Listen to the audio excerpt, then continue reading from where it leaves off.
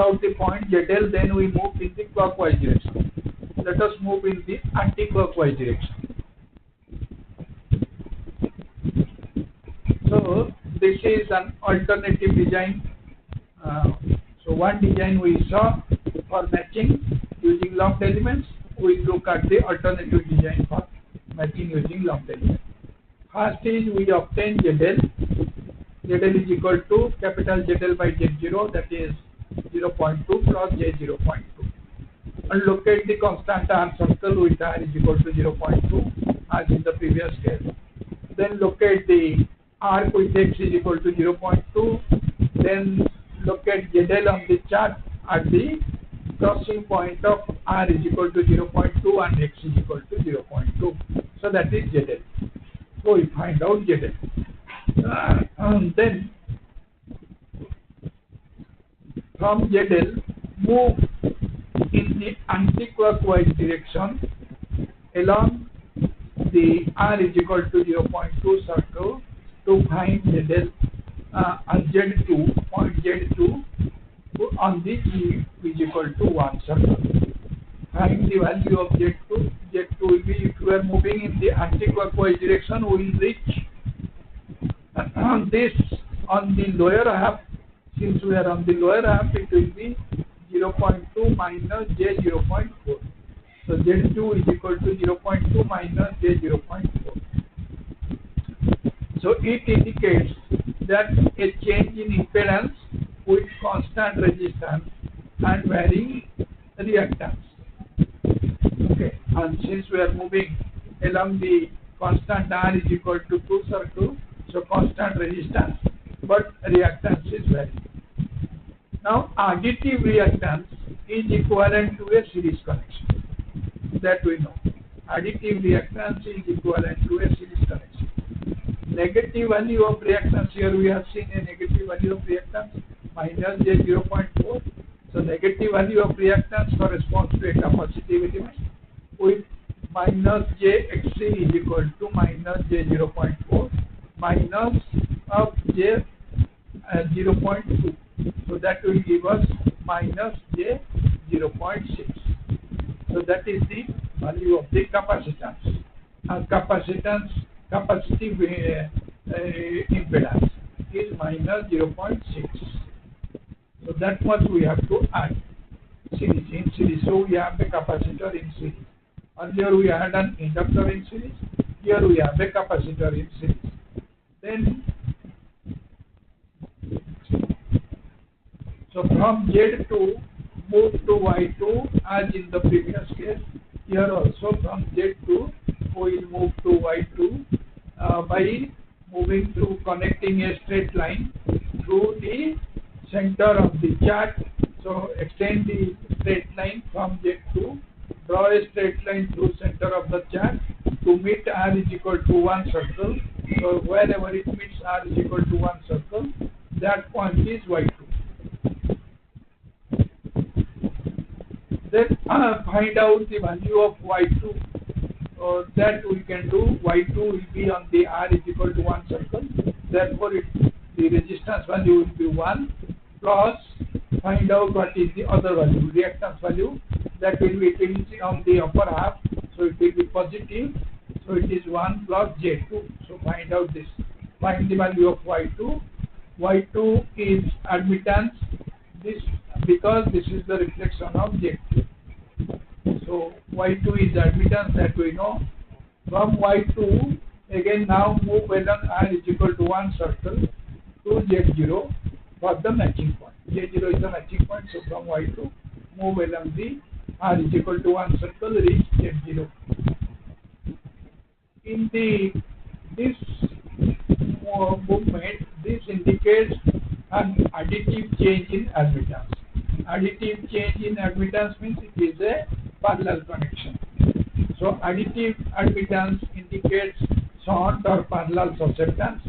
Such susceptance to be shunted will be shunted means added. That is inductive here because it is on the upper half. So it is inductive. So JB0 minus JB2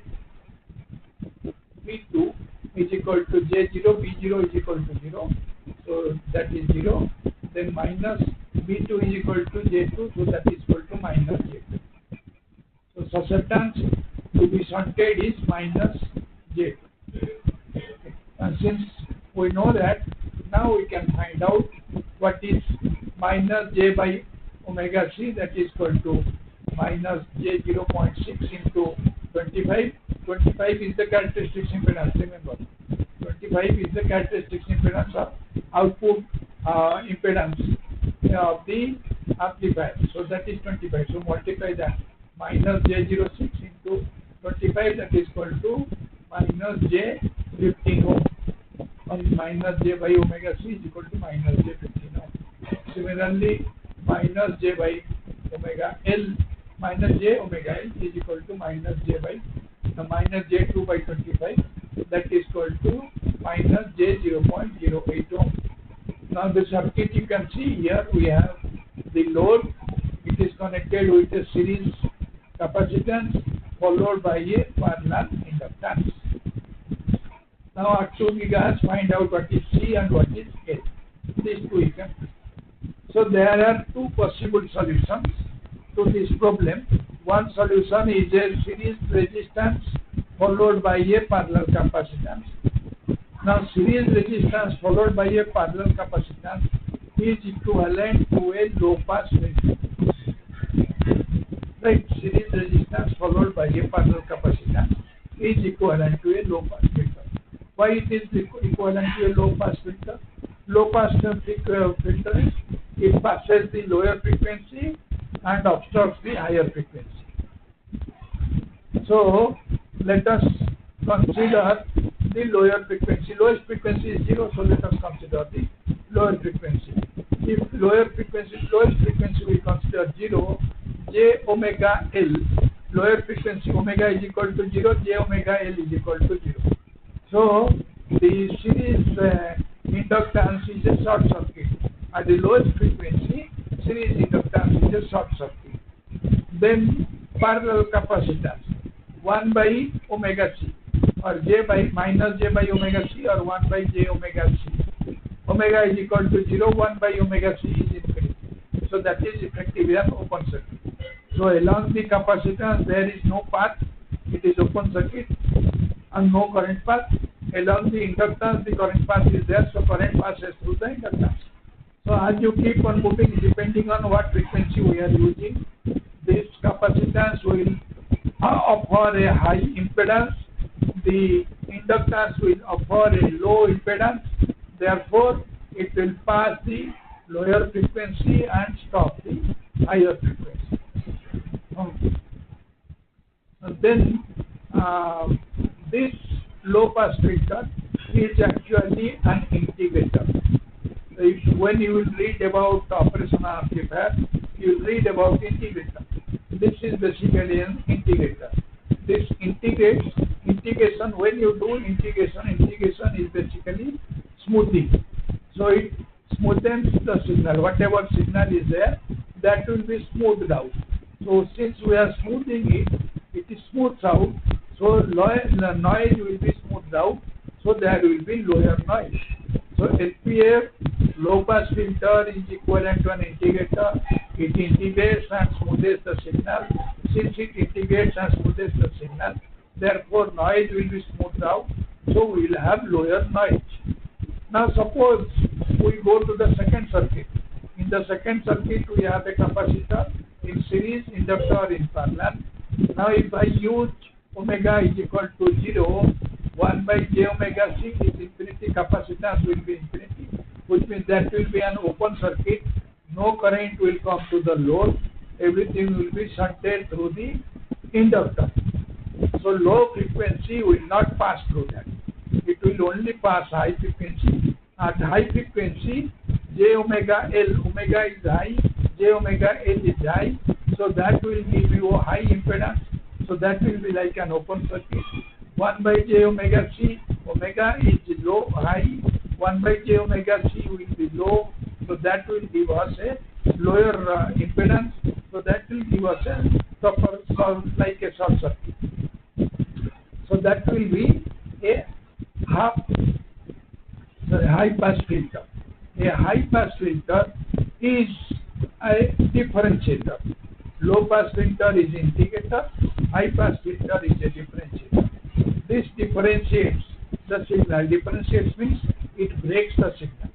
Since it is breaking the signal, there will be higher noise. It will add the noise. Breaking will add noise. So there will be higher noise. Always it is desirable to have low noise. So lower noise is always a desirable thing. So the fast circuit is always desirable. So if you have a circuit, you are designing a circuit, look for a low pass filter type of thing instead of a high pass filter type of thing. So that is what we do. Now suppose you are designing this on a PCB. So we are looking at MIC, microwave integrated circuit. M is microwave, IC is, as you know, integrated circuit. So MIC. So the first one, the low pass filter is transformed to a MIC. In MIC, what we will have? We will have a transmission line. The yellow portions are transmission lines, which are the in the IC, the lines you can see, the lines or the traces on the PCB board. Those are the transmission lines. They will be like microstrip transmission lines. So these yellow lines are microstrip transmission lines. Between two yellow lines, the first yellow line is the transmission line. The second yellow line is the transmission line. Between them there is a gap. The gap is filled using an inductor. So the green one is a cheap inductor. Similarly, so cheap inductor is connected in series to the load. Then capacitor will be connected in parallel to the load. So the blue one is a cheap capacitor. Okay. Similarly, for the MICH high pass filter, we will have cheap capacitor and cheap inductor. Cheap capacitor is connected as in series. Cheap inductor is connected in parallel. Now you can see that when we are using the parallel lines are like capacitor is grounded, parallel ground, inductor is grounded. So we have to ground this part. So this red dot indicates actually that from the microstrip line we have drawn a hole, and that hole is plated with a conductor. These are called plated through conductor, PTC, plated through conductors. So we have plated with conductor, therefore the upper part, this microstrip line, is connected to the ground, to a conductor. Now when we use this is what it indicates, but in practice it is advised that instead of using one plated through conductor, you use multiple plated through conductors in parallel to each other. So that as much space approves you, the space will give you how much space is available. Depending on availability of space, we will draw these plated through conductors on the microstrip line. If we do that, what is the advantage? Advantage is when you connect this plated through conductors, a conductor is connected from top to bottom. That conductor has an inherent inductance. So there is when you are connecting it, there is an inductance. So inductance value will become significant at higher frequencies. But if you put multiple number of that, then those inductances are connected in parallel. Because they are connected in parallel, the net inductance value will reduce. Therefore, that will have negligible effect. So that is one part. Other part is like resistance. You have a resistance value 47 ohm, 0.47 ohm, 47 kilo ohm. Those are standard values. Similarly, these cheap capacitor or cheap inductor, they are inducted by a number. So the cheap component size is given by this number. You can see that the number is given like this. Cheap component, on the cheap component, you take the capacitor or inductor, on that this number value will be written 0402 or 0603 08, 05, 12, 05, 06. These are the numbers which are the first two digits. They represent the length of the chip. The second two digits, they represent the width of the chip. So length and width. So take 0.04. So 0.4 is the length of the chip. What is the length? 0.4 divided by 100. That much inches. 0.2 divided by 100. That much inches. So 0.4 by 100 inch, or 0.2 by 100 inch, or 0.04 inch and 0.02 inch. And that is what is given. That is what these numbers on the chip represent. They actually give you the size. What size you should use? If you are using up to 2.5 gigahertz, then 0.0603 number is very good. Up to 0.0603 you can use. This is preferable than 0.402 due to high power rating. Up to 2.5. Above that, we will go to 0.40. Okay. So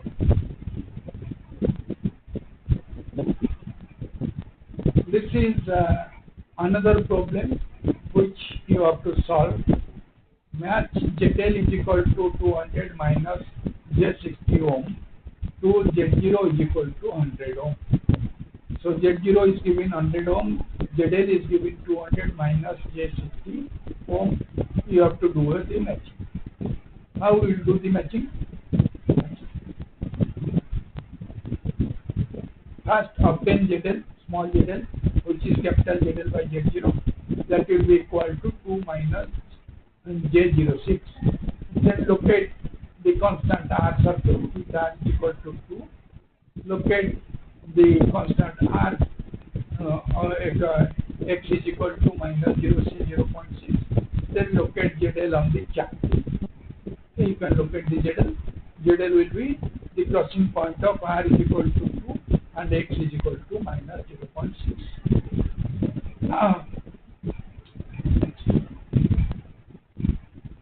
Then next point is reflect ZL to YL.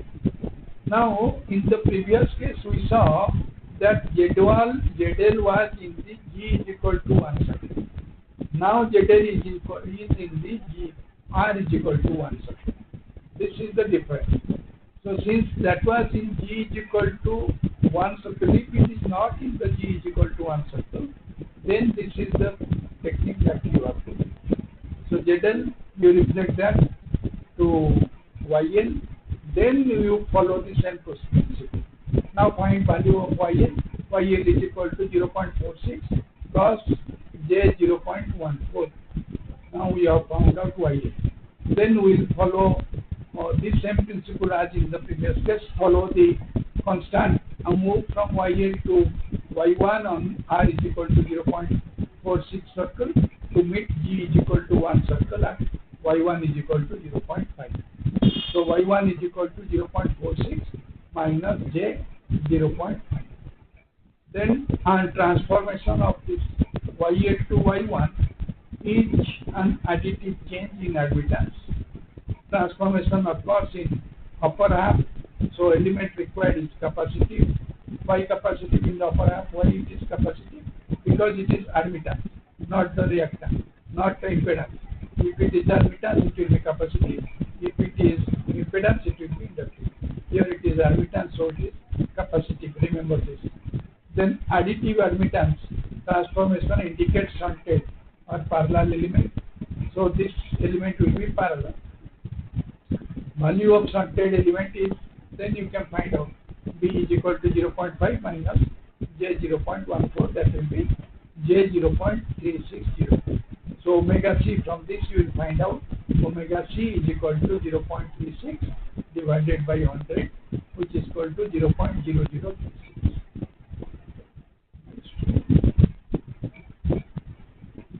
Then I reflect, as in the previous case, reflect Y1 to Z1. Z1 will be on the R is equal to 1 circle. So find out Z1. Z1 will be 1 plus J 1.1. Now move from Z1 to Z0 on the R is equal to 1 circle. Transformation of Z1 to Z0 is an additive change in the impedance. Since it is an additive change in impedance, therefore it is additive change in impedance is series connection. So transformation occurs in the lower half. So element required is inductive because it is impedance. So in the lower half it is inductive. Additive inductance transformation indicates series element. Value of the series element then you can find out by taking the difference. So it is x is equal to 0 minus and j 1.1. So that is j 1.1 ohm. So omega L is equal to 1.1 into 100, that will be 110 ohms. So we have found out what is omega C and we have found out what is omega L. So the circuit will be this. First will be a parallel capacitance, then followed by the series inductance. Then you can find out the value of C and L. You can move in the other direction. So the homework is so that the following can be an alternative design for this problem. Describe the design steps. This is a homework for you. Do this homework in the next class when you come to the next class, or submit this homework as a solution using your Smith chart.